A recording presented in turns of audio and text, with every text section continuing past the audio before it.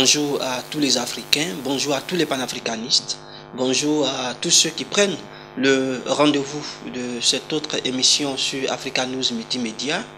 Ce soir, nous allons nous pencher sur ce meeting qui continue de défrayer la chronique, ce meeting du 28 juillet à Abidjan. Nous avons noté à ce meeting la participation significative d'un parti majeur de la Côte d'Ivoire, allié du RDR et de certains partis dans ce qu'on appelait la grande coalition RHDP, qui s'est opposé donc à la majorité présidentielle portant la candidature du président Laurent Gbagbo aux élections de 2010 en Côte d'Ivoire. Le PDCI, après 7 ans, se retrouve à une manifestation organisée par une grande coalition aussi, EDS, qui se bat depuis un temps pour la libération du président Laurent Gbagbo. Nous avons souhaité, en tant que panafricanistes, à travers toutes nos organisations, coalisées à travers la coalition des organisations panafricaines pour Laurent Gbagbo, nous avons depuis le 11 avril 2011 déploré le coup d'État de la France contre ce pays et la déportation du président Laurent Gbagbo en exil. Nous avons dit clairement à travers nos publications, à travers nos messages, à travers nos conférences de presse que la réconciliation en Côte d'Ivoire ne peut que se faire avec Laurent Gbagbo et par Laurent Gbagbo. Aujourd'hui, la présence du PDCI nous conforte dans notre position et nous sommes heureux de ce que ce grand parti a été présent à ce meeting. Les propos du député émissaire donc de Henri Konan Bédié à ce meeting nous réconfortent et nous disent que nous ne nous sommes pas trompés dans notre analyse sur la situation qui prévaut en Côte d'Ivoire. Ce député a dit clairement, et il a pris l'opinion nationale et internationale à témoin pour dire qu'il ne peut avoir de réconciliation en Côte d'Ivoire sans le président Laurent Gbagbo. Il a dit que le parti unifié ne pourrait pas apporter la paix à la Côte d'Ivoire. Ce parti est à la base des tueries et à la base des incarcérations arbitraires.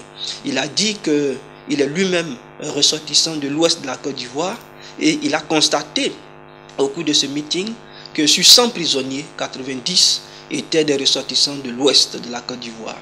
Nous saluons donc cette intervention magistrale, mais cette intervention qui précipite les pas des Ivoiriens vers la réconciliation vraie. Vous savez que depuis l'installation du régime Ouattara, il y a eu plusieurs tentatives de réconciliation et notamment 2 commissions ont été mises en place, mais elles n'ont pas pu apporter la réconciliation en Côte d'Ivoire parce que justement, ceux qui étaient en charge de la réconciliation faisaient partie du problème et ne pouvaient pas être juges et arbitres.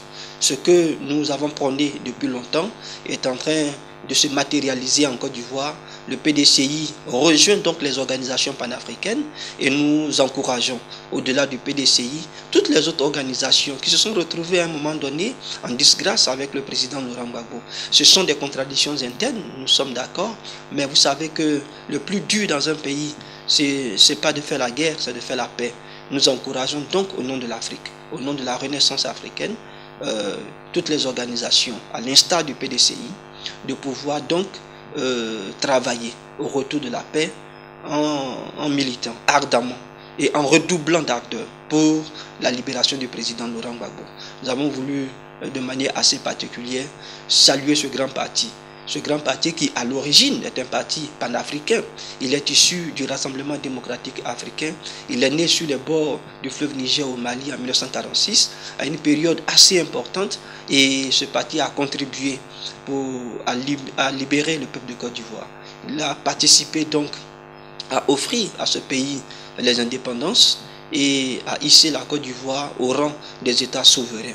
Et c'est cette souveraineté que Laurent Gbagbo ne faisait que défendre en 2010, qui lui a valu le sort qui est le sien.